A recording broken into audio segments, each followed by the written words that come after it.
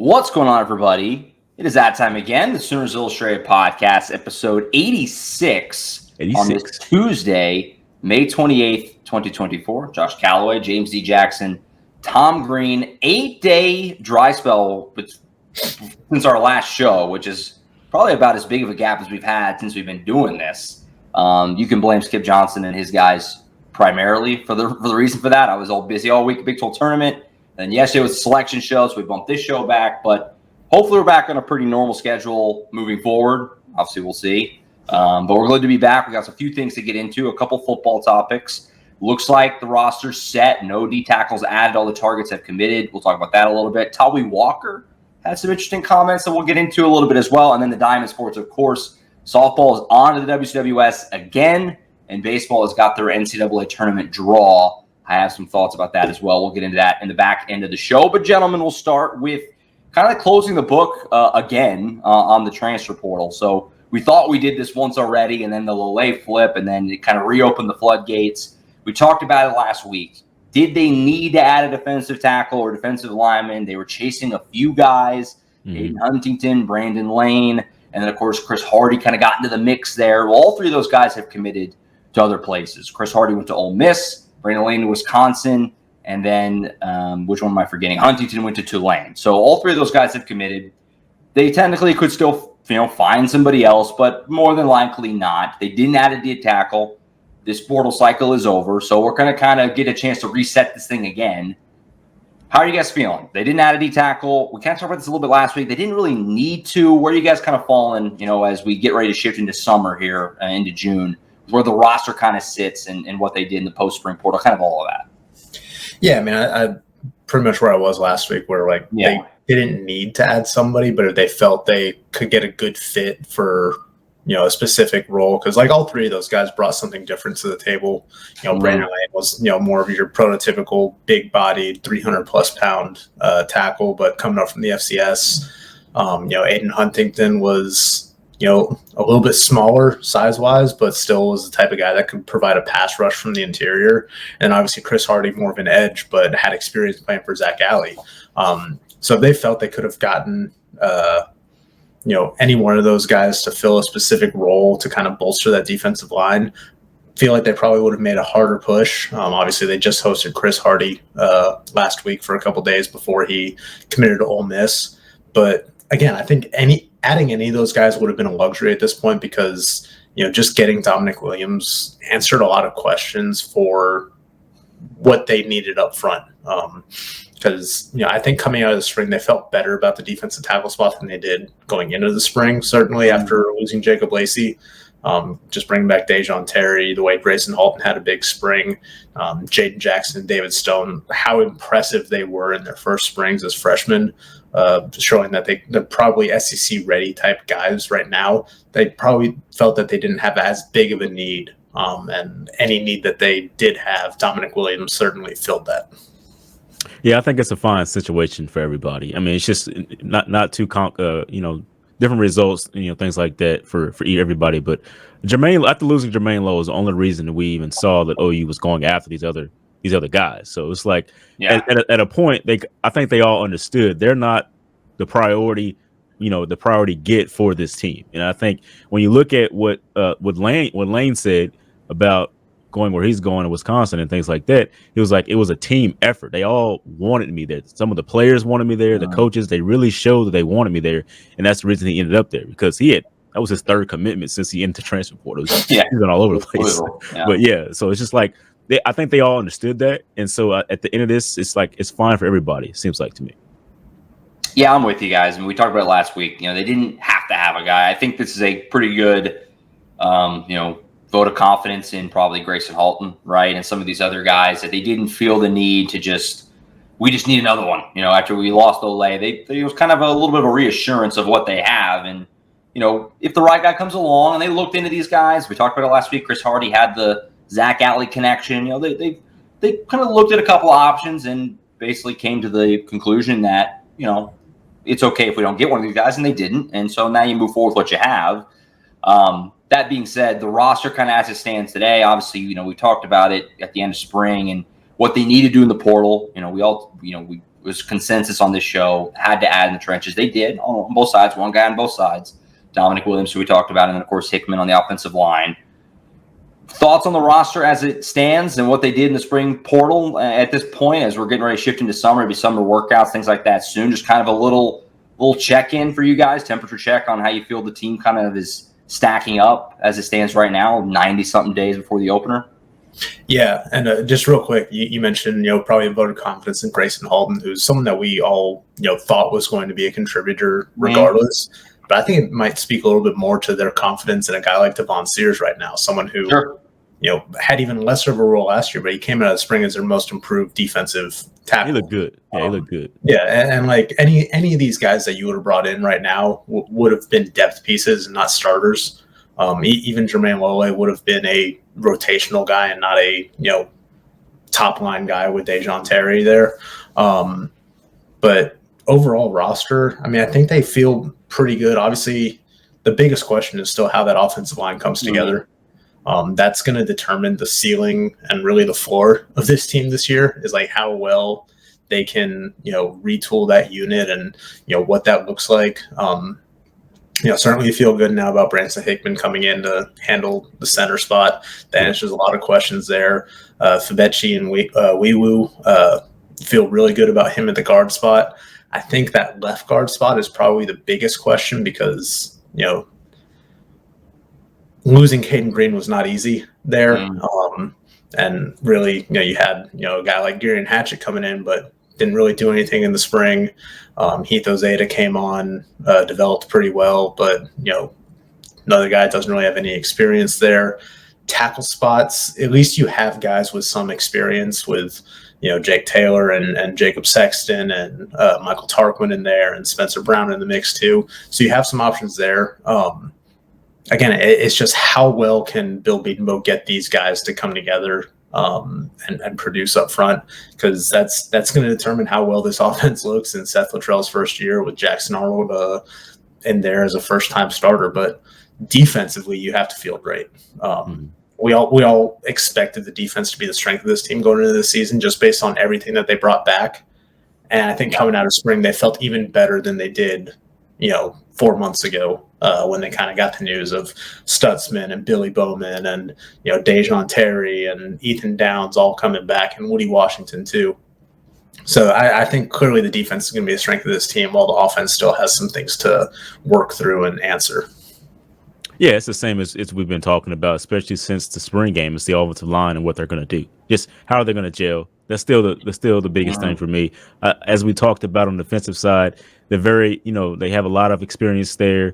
As Tom just listed off all the guys that are returning, guys that probably could have gone in the draft and things like that. So it's really good for OU, the defensive side. It's all going to be based on that offensive line and, just figuring that out. So that's still where I am. I really like this roster overall. It's just, can that offensive line gel, and can they do it at an SEC level type of situation? For sure. No, I agree. I mean, it looks like a good football team to me, on paper. Obviously, there's the big questions, like you guys have said. I think it's still fair, even though I've been as big of a believer as anyone, is Jackson Arnold going to be the guy? Right? We saw him have really good moments in his one start, and I'll see some tough spots as well as a freshman in his first start. But if he's what we think he is, and the offensive line holds up, which I think Bill Bedenbaugh has kind of earned the grace, or the belief, right? The benefit of the doubt, I guess, what I'm looking for. I think they're going to be a good football team. And the schedule, we've talked about it before, the way it kind of lines up, the home games are mostly pretty manageable. Obviously, Alabama coming in. Some tough road games, though. And so, it's going to be an interesting season. We have a lot of time to figure it out, but we'll check in there. And, it feels like they addressed some needs in this post-spring portal. And we'll see where you go from there as we get into fall camp here in the next couple of months. Yeah. Elsewhere on the football side, we did have one other kind of little interesting thing. We've been looking ahead, but we'll look backward a little bit for just a minute. Tawee Walker had some fun stuff to say. He gave us some content. What a nice guy. Out of nowhere. Yeah, out of nowhere. Yeah. So Tawee Walker, obviously running back on last year's team, he transferred to Wisconsin. It was a pretty amicable portaling. He played the bowl game. Obviously, everybody remembers after he portaled. Didn't have to do that. It was kind of a mutual thing. Like they needed a running back, and Tawee Walker wanted to put some more tape out there, and it worked out good. He's at Wisconsin right now. He was on his YouTube channel, and Tom wrote a story about it, so I recommend you go read the full story from late last week. But I have a couple of quotes, and we'll kind of just react to it a little bit. But he said, in part, I'm not going to read them all because he talked about it for a while, but he said, I just feel like I should have been established as the guy, or we should have had a 1 and 2 the whole year to just go on instead of having just mixing people up, just seeing who's doing what. He also said, I feel like at practice I did what I was supposed to do, and no one was establishing the number 1 spot at the beginning of the season, but I feel like I did my part when I got my chance. He went on to say, Gavin Sawchuk earned the job in the back half of the year and was great, but he's not wrong about the front half of the year. There was no clear running back hierarchy or plan. We didn't know who was going to start. It sounded like they didn't really know who was going to be starting games on a week-to-week basis. Thoughts from you guys just on this? It's just kind of interesting because it almost kind of reaffirms what we kind of thought and were saying during the season. So to hear it from an actual guy in that room is a little kind of jarring. It sounds like there wasn't really a whole lot of, clear plan of what was going on with that position last season. What was your guys' reaction when you kind of heard and read these comments? Well, I thought they were interesting and kind of, earnest comments from a player. Kind of just like in hindsight, seeing like what it felt like from his point of view. And, while I thought it were eye-opening comments, I don't think they were inflammatory by any means. Oh. He had very good things to say about DeMarco Murray. He said, even though they, kind of had their differences at times during the season and kind of alluded to, kind of that midseason suspension that he had, that, he still loves DeMarco, thinks he's a great coach. And, even though they're not talking right now because they're, different teams and stuff like that, he sees himself as, being able to have a relationship with DeMarco after he finishes this, his college career and, hopefully talks to him, weekly or, however often beyond that. But it seemed like an amicable separation, like you said, Brendan Venables even said he was welcome to return if he wanted to, if he didn't find what he was looking for in the portal. But yeah, I mean, it kind of, like you said, it reaffirms what we saw during that first half of the year. And while I agree, I think Tawee Walker probably deserved more opportunity early in the season. That running back room was just kind of a mess early in the year. Javonte Barnes, had that lingering foot issue. Gavin Sawchuk was dealing with a hamstring issue early in the season, but they just never really leaned into one guy per se, which. Before the year when we talked to DeMarco Murray, he said, hey, I want to have that one bell cow running back if I can. I would much rather do that than by committee. And they were just never able to kind of sort that out through the first half of the year. So I kind of see it from both sides. Like Tawee feels like he deserved more of that opportunity, which based on his production, he probably did. He was never a breakaway back, but he was consistently getting you, 4 or 5 yards per carry. But yeah, I just thought it was really interesting comments from him and kind of put everything into perspective, in retrospect based on what we saw last season. Yeah, I think a lot of fans should go out and watch the video as well to see, kind of how he said it, because like we said, when you're reading it, it may not come off the way that it should, because it was very earnest. Like Josh said, it was like Tawee Walker still has OU memorabilia just around his apartment in Wisconsin. He's very much still an OU guy. He said he's gonna come back to a game during his break or his off week and try to be out there. So he still favors the university. And when he talked about his whole life, his whole detail of his football career, you can kind of understand why, because it seemed like Oklahoma was like a lifeboat to his situation at the time. Because I mean, he had retired at some point. He was at a small college, paying his own way, and then Oklahoma came in and helped him out. And then he did all he could on the field. As I said many times throughout the season, he should be the back. He should be the guy that's going forward, because as Tom said, there's so many injuries that running back room was dealing with. Javonte Barnes with his foot and Gavin Sawchuk with his hamstring. They were just slow to start the season. And it seemed like Tawee Walker was the only guy that was producing at the level that Oklahoma fans and Oklahoma alumni expect from an Oklahoma running back. He was the guy that ran through trash, as Brent Venables has said many times. He was that guy. And so all this was kind of interesting to see, where he's at, how genuine he was talking with everybody. It seemed kind of weird that a guy like that, this is the age we're in now, where college players can just go on YouTube and just say their piece pretty much. It's kind of different now, but it was very interesting stuff. So I mean, just watch the video if you can, because it was very sincere from him. And he kind of showed a lot of things that maybe we were kind of speculating on here and there. We kind of got a little bit of confirmation with some things there. So yeah, and just to put everything into context, it's not like he just went on YouTube and like started talking about why he left Oklahoma. He was posting this for Wisconsin fans. It's kind of a, hey, get to know me type of thing after his first spring there. Talked about, what the transition was like for him, what the first spring was like for him, a little bit on his background, like James touched on. Obviously, he has a kid he's trying to help provide for, and which is part of why he was trying to better his situation and find something a little bit more stable for him moving forward. But the Oklahoma stuff just came up, over the course of what was like a 15-minute kind of soliloquy from him, just talking about himself. But I thought it was interesting. Like James said, he's got OU memorabilia, he's got jerseys, photos, helmets, all over his apartment still. I think Wisconsin's first bye week is the same week as Oklahoma's SEC opener against Tennessee, so perhaps he'll make the trip to Norman for that. Wisconsin's other bye week, I think, is the week that Oklahoma travels to Missouri. So I don't know if he wants to go to a road game. Sounds like he really wants to see the Oklahoma fans again. He spoke really highly of them. Yeah. So I'd imagine we'll see some photos and videos pop up of Tawee Walker in Norman sometime in late September. Mm-hmm. Yeah, no, I thought it was just honest. It was refreshingly honest, and I think most OU fans did a pretty good job of. Because, there is the quotes just by themselves is kind of like this guy's just kind of ripping OU. He's complaining about it. But it's, like he said, it wasn't like that.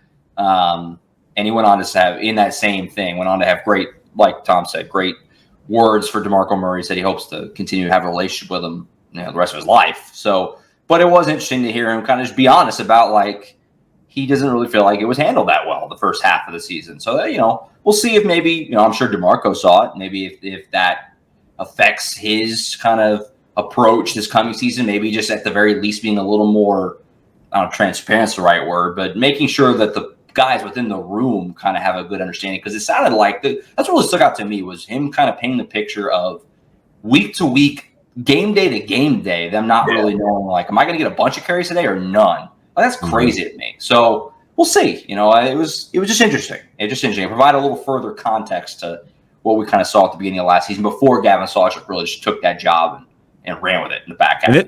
This is all during a time where OU was undefeated. Like, they were 7-0 to start the season. So, like, this is crazy stuff that it was like that type of situation for that running back room, and they still were being very effective overall as a team. So that's still amazing when you look back on it. 100%. All right, well, I think that's it for the football portion. We'll let Tom jump out. James and I will do some Diamond Sports, WCWS preview coming up this weekend, and then or WCWS coming up this weekend. We'll preview it, and then baseball tournament as well. So, Tom, appreciate you, sir. We'll see you here soon. Yep. Catch you later, guys.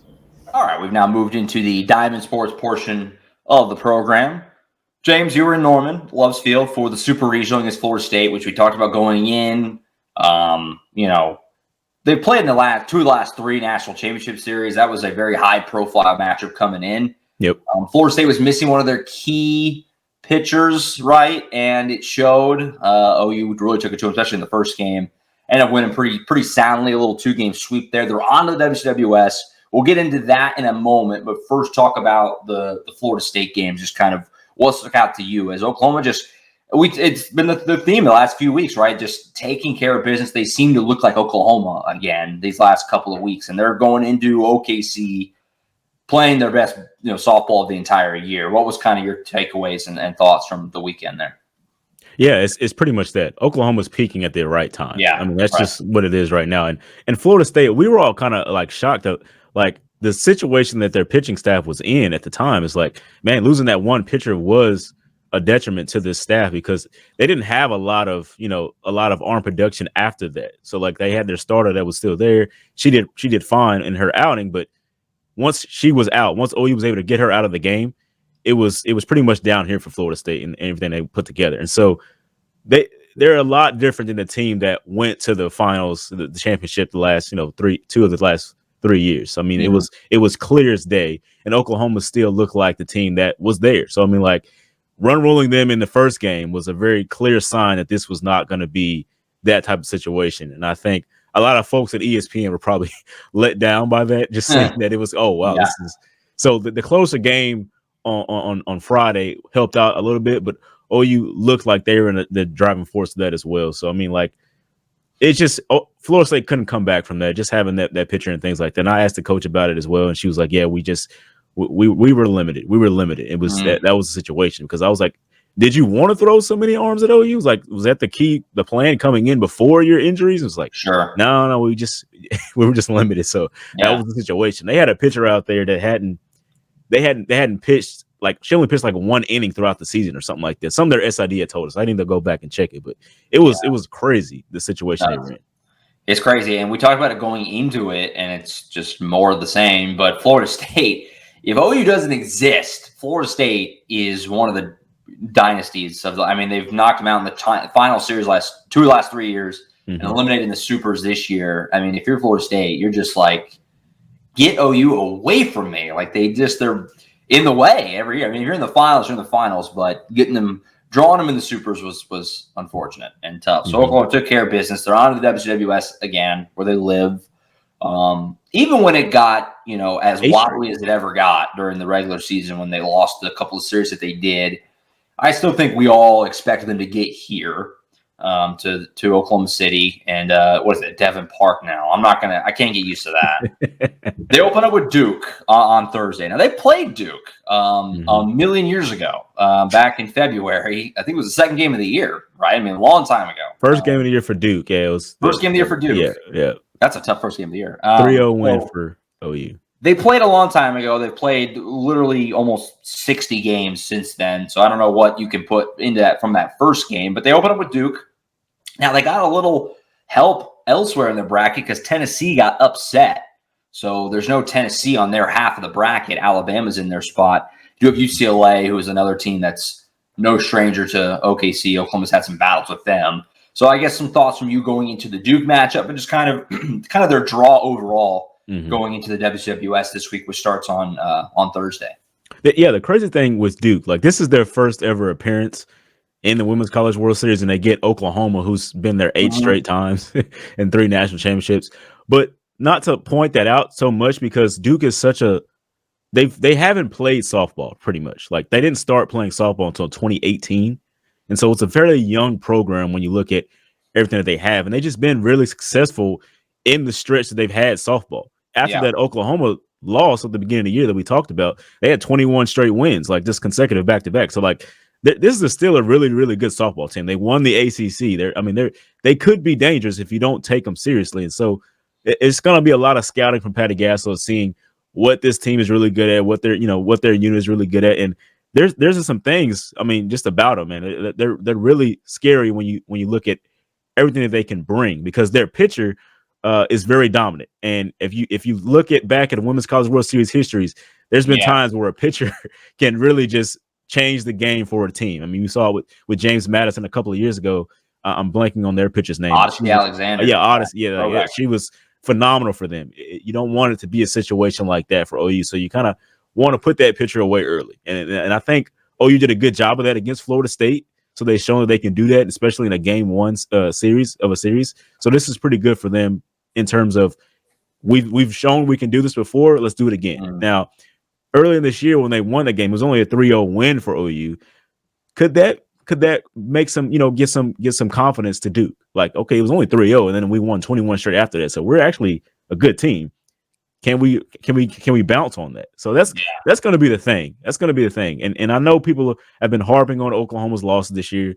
When you look at the field, OU has the best record of them all. After Texas loses that one game against Texas A&M. Yeah, they were on OU. OU has the best record in this field. So they're still, I feel like, the quote unquote number one team of this, because they're still the team that needs to be beat. Like, they're 3 national championships in a row, going for a 4th. It's insane that they're not the number 1 seed after winning the Big 12 tournament.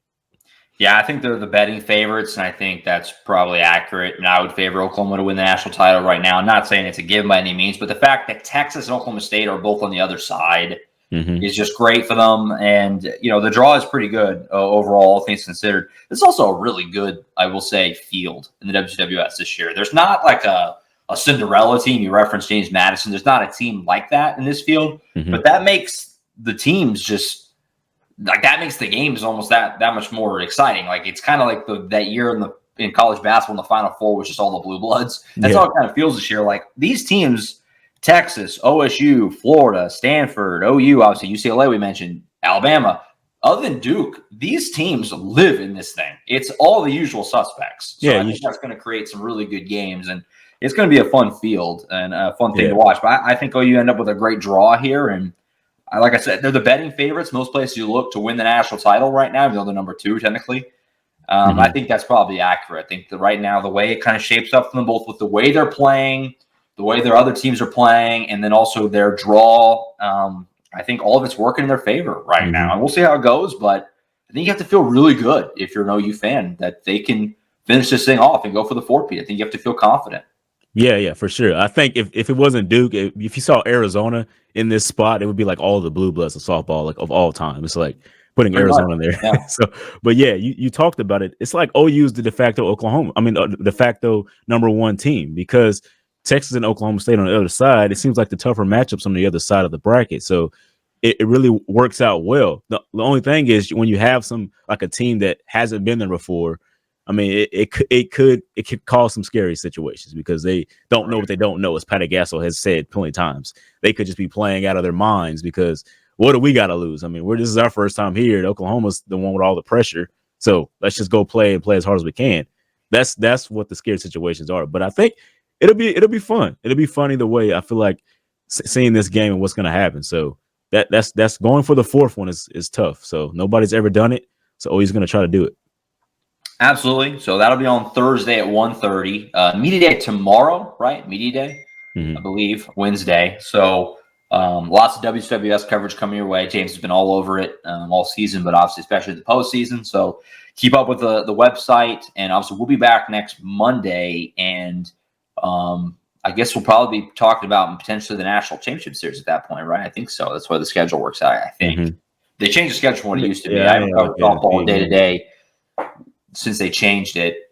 They put some more off days in there after 2021 was just like insane with the way the schedule worked out that year. Yeah, we're good. So like on Monday we'll have the semis starting. Okay. So but it should be fun. And like I said, great field. James will be out there. Always a great environment. Really cool event. That's just right down the road from us here in OKC. So look forward to that coming up this week. OU the day game on Thursday, 1:30 start against Duke. As far as baseball goes, to kind of wrap up, I was down in Arlington for the Big 12 tournament. They went in there. They played pretty well. They won 3 games, got to the championship game, but they did lose the championship game to Oklahoma State, who's just the Pokes. Are just one of those things. They just had their number for whatever reason. I can't quite put my finger on what exactly it is. I don't think there's some big talent gap. I think quite the opposite. I think Oklahoma, had a better season. They're a better team on paper, I think, than OSU this year, but for whatever reason, it's just been a hard time for the Sooners to kind of get over that hump against Oklahoma State in recent years, really since Josh Holliday's been there. But so the Pokes won on the Big 12 championship game on Saturday night, but still a great week for Oklahoma. They turned around yesterday, and I was down there. They had a watch party, the whole team, all the coaches. They let media come. Shout out Patrick Dunn, who's the SID for OU Baseball. Does a phenomenal job. He had media out there, so it was great to get to be there. All the drama was in, are they going to get a top 8 or not? Because obviously if you get a top 8 and you get to the Super Regionals, you know that you get to be at home. Your path to the College World Series is all at home. That's the difference of being a top 8 or not, right?